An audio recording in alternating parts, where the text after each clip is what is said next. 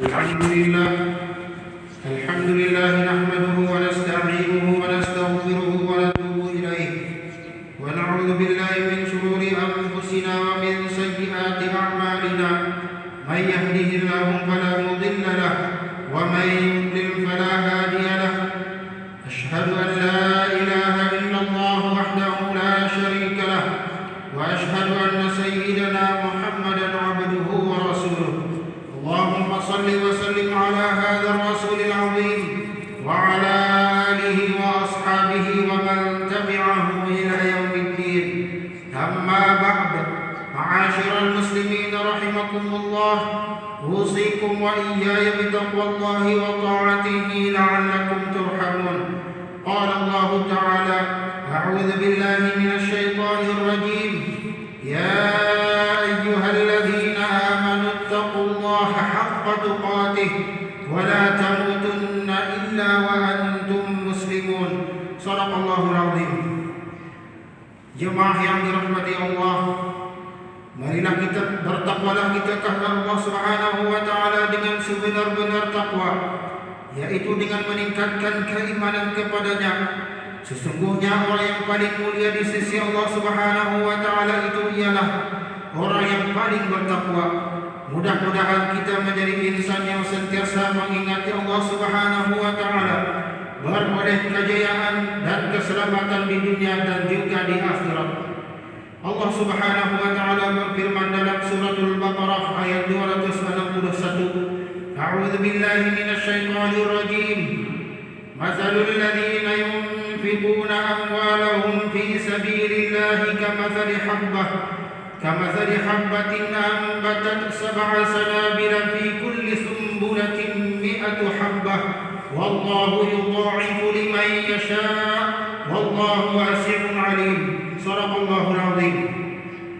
Tafsirnya, perumpamaan orang-orang yang membelanjakan harta mereka pada jalan Allah samalah seperti yang menanam sebiji benih yang menumbuhkan 7 tangkai. Tiap-tiap satu tangkai pula mengandungi 100 biji. Dan Allah menggandakan pahala bagi sesiapa yang dikehendakinya. Dan Allah Maha luas rahmat dan limpah kurnia-Nya lagi Maha mengetahui.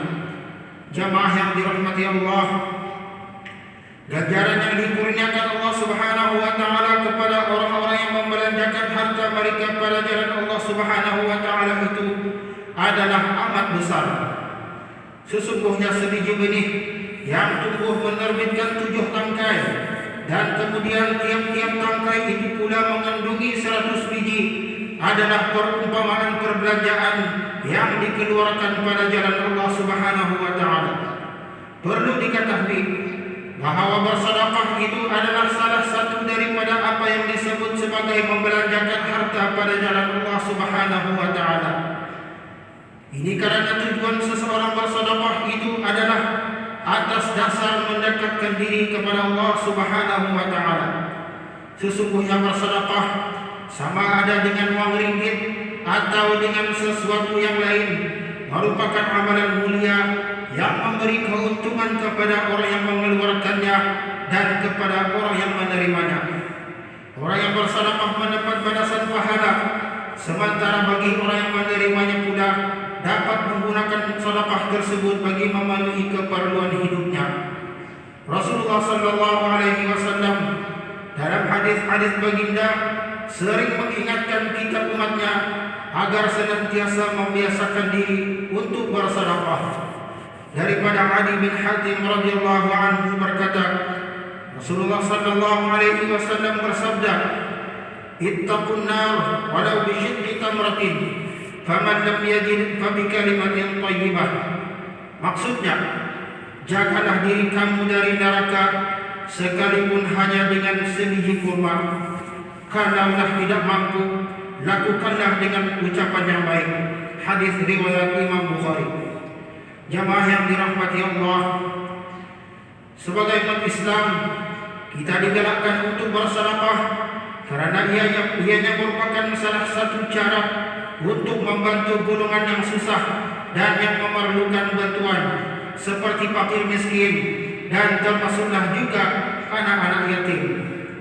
Sesungguhnya agama kita sangat mengambil berat tentang hal ihwal dan kebajikan anak-anak yatim, daripada penjagaan mereka, sehinggalah pada pengendalian harta.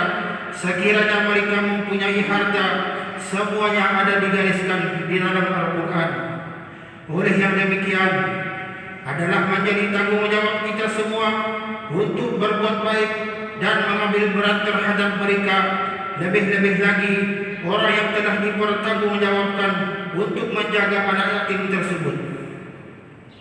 Ganjaran yang diberikan terhadap perlakuan baik kepada anak-anak yatim itu amat besar di sisi Allah Subhanahu wa taala. Rasulullah sallallahu alaihi wasallam dalam hadis baginda telah memberitahu tentang kedudukan yang mulia di syurga bagi orang yang menjaga anak yatim. Daripada Abu Hurairah radhiyallahu anhu, Rasulullah sallallahu alaihi wasallam bersabda yang bermaksud, penjaga anak yatim daripada kerabat atau bukan kerabatnya, saya dan penjaga itu adalah seperti dua jari ini di dalam syurga. Malik yakni periwayat hadis mengisyaratkan dengan jari telunjuk dan jari hantu. Hadis riwayat Imam Muslim. Jemaah yang dirahmati Allah, di negara kita Brunei Darussalam, banyak pihak telah berusaha untuk mengumpulkan dana bagi memberi bantuan kepada anak-anak yatim, sama ada dari pihak kerajaan, swasta ataupun persendirian. Antaranya seperti dana Pengiran Muda Mahkota Al-Muhtadibillah untuk anak-anak yatim. Pada masa ini telah dibukakan SMS Brunei Prihatin bagi dana Pengiran Muda Mahkota Al-Muhtadibillah untuk anak-anak yatim yang telah bermula pada 15 Desember 2021 yang lalu hingga 15 Jun 2022. Projek tahunan ini merupakan salah satu usaha dana bagi memudahkan orang-orang baik untuk menghulurkan sumbangan mereka melalui persipatan SMS bagi sama-sama membantu anak-anak yatim di negara Brunei Darussalam untuk mendapatkan asuhan, pimpinan dan pendidikan bagi menjadikan mereka warga negara yang berguna. Sesungguhnya sedekah yang kita hulurkan tidak kira banyak atau sedikit, bukan sahaja dapat mengurangkan beban anak-anak yatim, bahkan dapat menimbulkan kebahagiaan di hati mereka. Lebih-lebih lagi bagi anak-anak yatim yang hidup susah dan tidak mendapat penjagaan dan perhatian yang sewajarnya.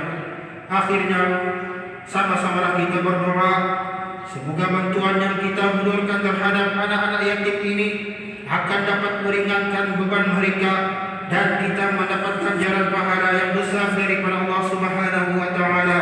Amin ya rabbal alamin. A'udzubillahi minasyaitonir rajim.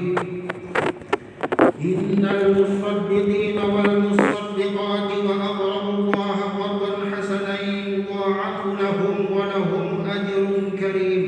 Shadaqallahul azim. Tafsirnya, sesungguhnya orang-orang yang bersedekah, laki-laki dan perempuan, serta mahu memberikan pinjaman kepada Allah sebagai pinjaman yang baik dengan membelanjakan harta pada jalan Allah, akan digandakan ganjaran kepada mereka dan mereka akan beroleh pahala yang banyak. Barakallahu lana fil Qur'anil azim wa nafa'ana bil ayati wal dzikril hakim wa taqabbal minna tilawatahu innahu huwas samiul alim.